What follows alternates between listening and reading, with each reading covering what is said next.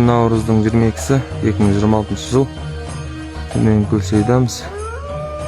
Төмен Көлсайдың үстінде марал кетіп баратыр.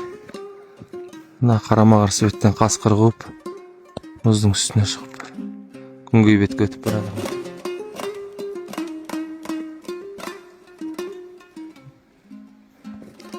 Мұз сынып кетпесе болды. Видеоға түсіп тұрғанмен Көлсай көлдер мемлекеттік құттықтау паркының Көлсай орманшылық орманшы көмекшісі Серікбекұлы Мақсат.